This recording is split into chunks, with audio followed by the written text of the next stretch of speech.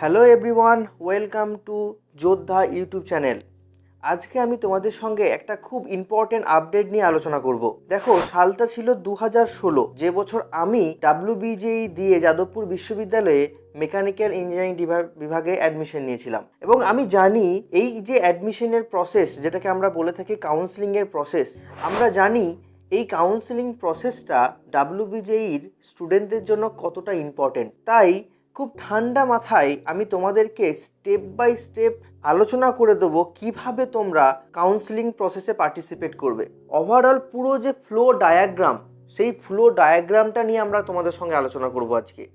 কিভাবে তুমি registration process থেকে একদম মপ আপ রাউন্ড পর্যন্ত তুমি পুরো প্রসেসটা কমপ্লিট করবে, কিভাবে তুমি ডকুমেন্ট ভেরিফিকেশন করবে, কিভাবে তুমি ইনস্টিটিউটে পৌঁছে গিয়ে পিআই ভেরিফিকেশন কন্ডাক্ট করাবে।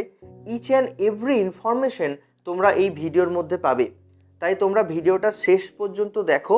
স্ক্রিনের মধ্যে তোমরা ডিটেলস একটা ফ্লো চার্ট দেখতে পাবে এবার, যেখান থেকে আমি স্টেপ বাই স্টেপ প্রত্যেকটা ইনফরমেশনকে তোমাদের জন্য আলোচনা করে দেবো, যাতে তোমাদের 2025-এর ডাব্লিউবিজেই যে কাউন্সেলিং প্রসেস আছে, সেই কাউন্সেলিং প্রসেসে কোনো অসুবিধা না হয়।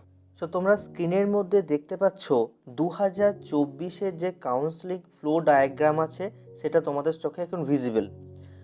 এখন আমরা দেখো 2024 এবং 2025-এর মধ্যে কাউন্সেলিং প্রসেসের বিরাট কিছু পার্থক্য আসবে না। যদি কিছু মাইনর চেঞ্জেস আসে, সেটা আমি তোমাদের এই চ্যানেলে আপডেট করতে থাকবো। তোমরা সেই জন্য চ্যানেলটাকে সাবস্ক্রাইব করে রেখো এবং বন্ধুদের মধ্যে শেয়ার করে দিও। পারলে ভিডিওটাকে অবশ্যই একটা লাইক দিয়ে দিও। তো আমরা দেখব 2024-25-এর খুব একটা ডিফারেন্স আসবে না। তাই আমরা যদি 2024-এর ফ্লোটাকে ভালো করে বুঝে নিই, তাহলে আমাদের কাছে পুরো প্রসেসটাই খুব ক্লিয়ার হয়ে যাবে।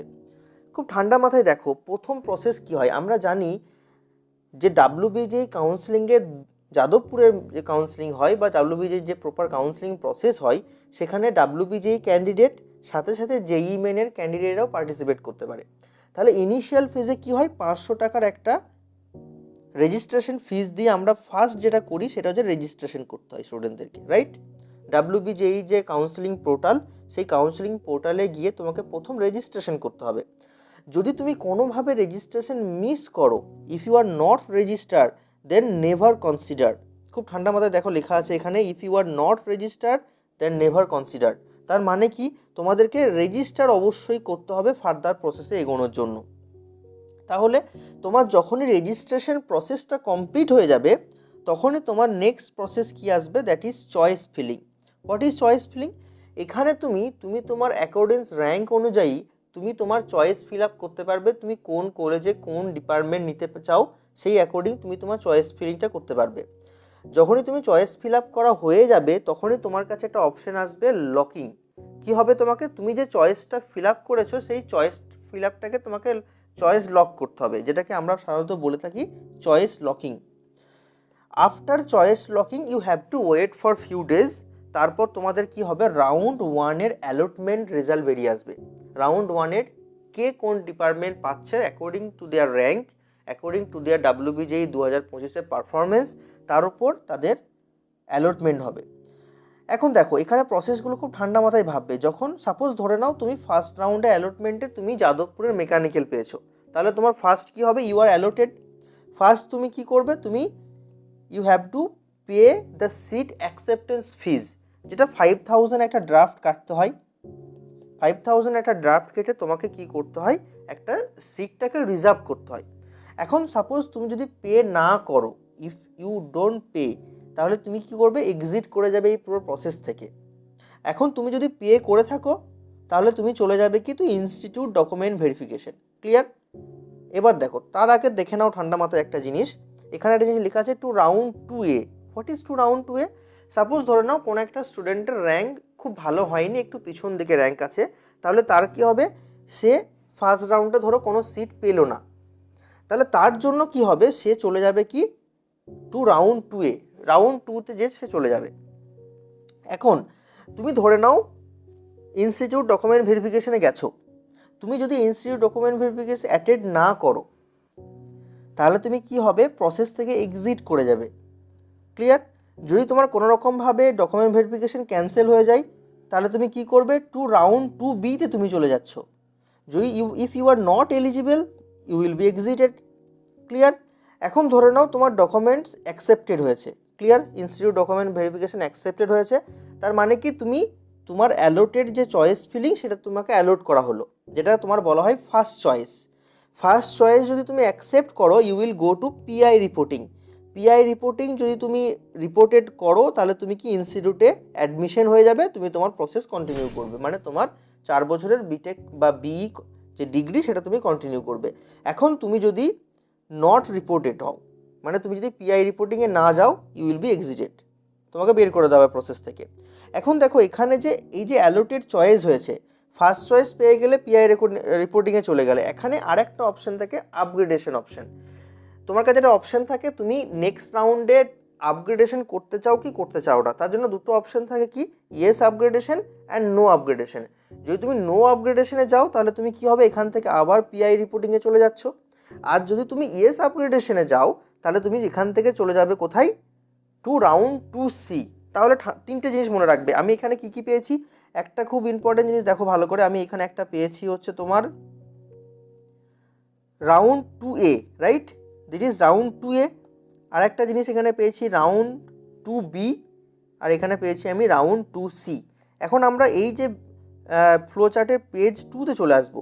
পেজ 2তে দেখো এখানে আছে round 2A, round 2B, round 2C, যেটা হচ্ছে কি সেকেন্ড রাউন্ড অ্যালটমেন্ট।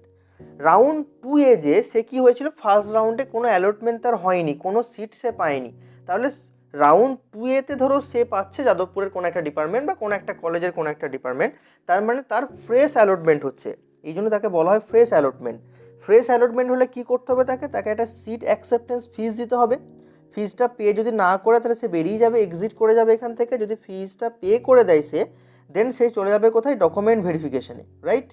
এখন ডকুমেন্ট ভেরিফিকেশন যদি অ্যাটেন্ড না করে তাহলে তাকে বেরিয়ে যাবে। সে যদি ক্যান্সেল করে কোনোভাবে, সে যদি ক্যান্সেলড হয় তাহলে সে eligible for mop up round, right? সে ডাইরেক্ট মপ আপ রাউন্ডের জন্য এলিজিবল হয়ে যাবে। আর যদি সে কোনোভাবে ডকুমেন্ট ভেরিফিকেশনে নট এলিজিবল পাওয়াই, তাহলে তাকে কী করবো, আমরা এক্সিট করে দেবো এখান থেকে। এখন দেখো রাউন্ড 2B, রাউন্ড 2B কারা ছিল, রাউন্ড 2B হচ্ছে যারা ইনস্টিটিউট ভেরিফিকেশনে ক্যান্সেল হয়েছিল, তারা রাউন্ড 2B। তাদের যেহেতু অলরেডি সিট অ্যাকসেপ্টেন্স ফিজ সে দিয়ে এসেছে, তাহলে তার জন্য কি হবে, সে ডাইরেক্টলি ডকুমেন্ট ভেরিফিকেশনে চলে যাবে। যদি তার ডকুমেন্ট অ্যাকসেপ্টেড হয় তাহলে অ্যালোটেড চয়েস হয়ে যাবে, সে তার যে চয়েসটা সেটা সে পেয়ে যাচ্ছে। এখন সেটাকে আমরা কনসিডার করবো কি ফার্স্ট চয়েস হিসাবে, পিআই রিপোর্টিংয়ে চলে যাবে সে। যদি আদার কোনো চয়েস থাকে এখানেও তার অপশান থাকছে আপগ্রেডেশনের, yes upgradation and no upgradation. এই জায়গাটা 2024-এ ডাব্লিউবি যেই নতুন একটা মডিফাই করেছিল, যে কেউ যদি মপ আপ রাউন্ডে অ্যাপিয়ার করতে চায় তাহলে তাকে সেকেন্ড রাউন্ড, যেটা হচ্ছে রাউন্ড 2 থেকে সিটটাকে তাকে ছেড়ে আসতে হবে। তার জন্য দেখো এখানে যদি সে ইয়েস আপগ্রেডেশন করে তো তাহলে he or she is eligible for mop up round. আর যদি সে আপগ্রেডেশন না করে তাহলে সে আপগ্রেডেশন না করলে ডাইরেক্ট পিআই রিপোর্টিংয়ে চলে যাবে। এখন পিআই রিপোর্টিং থেকে যদি সে নট রিপোর্টেড হয়, মানে সে কোনোভাবে রিপোর্ট করতে গেল না, তাহলে কী হবে, তাকে প্রসেস থেকে বের করে দেওয়া হবে। আর যদি রিপোর্ট করতে যাই সে ইনস্টিটিউটে জয়েন করে যাবে and he will enjoy the 4th year degree course. এখন এখানে আরেকটা অপশন ছিল তার রাউন্ড 2C। রাউন্ড 2C-তে কি upgraded to first choice, say choice পেয়ে গেছে ধরে নাও, তাহলে স্যার পিআই রিপোর্টিং হয়ে যাবে। যদি সে রিপোর্টেড না হয় এক্সিট করে দেবে, রিপোর্টেড হলে ইনস্টিটিউটে জয়েন হয়ে যাবে। এখানে আরেকটা কেস হতে পারে। রাউন্ড 2C-টা কী বলতো, রাউন্ড 2C হচ্ছে যারা রাউন্ড 2-তে, মানে রাউন্ড 1-এ যারা ফার্স্ট রাউন্ডে ডকুমেন্টস ভেরিফিকেশন করে এসে আপগ্রেডেশনে দিয়েছিল, দেয়ার রাউন্ড 2C। তাহলে রাউন্ড 2Cর ক্ষেত্রে তারা সিট অ্যালটমেন্ট ফিজ অলরেডি কিন্তু পে করে এসছে, তাহলে তাদের ক্ষেত্রে আবার 3টে অপশান আসছে। একটা হচ্ছে upgraded to first choice, upgraded to other choice and not upgraded. যদি not upgraded and upgraded to other choice হয় ডাইরেক্টলি পিআই রিপোর্টিংয়ে চলে যাবে, রিপোর্টেড হলে জয়েন টু ইনস্টিটিউট। আর যদি নট রিপোর্টেড হয় তাদেরকে একটা অপশান দেওয়া হবে, they can appear for mop up round. Clear? আশা করছি এখান পর্যন্ত পুরো জিনিসটা বোঝা গেছে। এখন আমরা চলে আসবো যেটা হচ্ছে থার্ড পেজ। এখানে কি বলছে দেখো, এটা হচ্ছে registration and choice filling for mop up round, that is optional round. এখানে কারা কারা অ্যাপিয়ার করতে পারবে, all candidates allotted seat in round 1, round 2 except exit admitted candidates, they all can appear for registration for the mop-up round. আর কারা appear করবে? Not allotted in round 1 and round 2, এরকম কোনো স্টুডেন্ট থাকলে দে ক্যান অ্যাপিয়ার। আর not register student, যারা ফার্স্টেই একবার আমি বলেছিলাম না যে you have to be registered first, যারা রেজিস্টার করেনি তারা এখানে মপ আপে এসে আবার পার্টিসিপেট করতে পারবে। ক্লিয়ার? এখন এখান থেকে কি আসবে, যে রাউন্ড এই যে দুটো অপশন, এখান থেকে আসবে তার মপ আপ রাউন্ড অ্যালটমেন্ট, আর এখান থেকে আসবে তার কি নিউ অ্যালটমেন্ট। কারণ এই দুটো ফ্রেশ অ্যালটমেন্ট কেন? কারণ দেখ রাউন্ড 1 রাউন্ড 2 তো তারা তো কোনো রকম সিট অ্যালটমেন্ট ফিজও পে করেনি, তারা রেজিস্ট্রেশন ফিজও পেড করেনি, তার মানে তারা ফ্রেশ অ্যালটমেন্ট। বাট এই যে ফার্স্ট অপশানটা তারা অলরেডি রাউন্ড 1 বা রাউন্ড 2তে কিছু একটা করে এসছে, that means they have paid their seat allotment fees, right?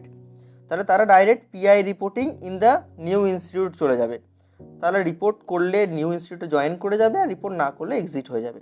এখন এখানে অপশান দেখো, এই যে ফ্রেশ অ্যালটমেন্ট, এখানে কি হবে, তাকে he or she has to pay the seat acceptance fees. যখনই সে সিট অ্যাকসেপ্টেন্স ফিজটা পে করলো, সে ইনস্টিটিউটে ডকুমেন্ট ভেরিফিকেশনে চলে যাবে, অ্যাটেন্ড করলে ভালো, না অ্যাটেন্ড করলে এক্সিট করে যাবে। যদি ক্যান্সেল হয়ে যায় তাহলে এক্সিট করে যাবে, আর যদি সে সিট অ্যাকসেপ্টেন্স ফিজটা না দেয় তাহলেও সে এক্সিট করে যাবে। তাহলে এই হচ্ছে তোমার ওভারঅল যে ফ্লো চার্ট 2024-এর যে কাউন্সিলিংয়ের ফ্লো ডায়াগ্রাম, সেটা আমি তোমাদের সঙ্গে ডিটেলসে আলোচনা করলাম। এরপরেও যদি তোমাদের কোথাও কোনো কিছু বুঝতে অসুবিধা হয় তোমরা কমেন্ট বক্সে জানাও, আমি তোমাদেরকে রিপ্লাই করব, অথবা তোমরা ডেসক্রিপশনে যে হোয়াটসঅ্যাপ গ্রুপের লিঙ্ক দেওয়া আছে সেই হোয়াটসঅ্যাপ গ্রুপের লিঙ্কের থ্রুতে আমাদের হোয়াটসঅ্যাপ চ্যানেলটাতে জয়েন করে যাও। তোমরা আমাকে ডাইরেক্টলি জিজ্ঞেস করতে পারো ওখানে হোয়াটসঅ্যাপে গিয়ে, আমি তোমাদের প্রত্যেকটা ডাউট ক্লিয়ার করে দেবো। Hope you enjoyed the video, hope you have learn the counselling process thoroughly. Thank you very much for your time.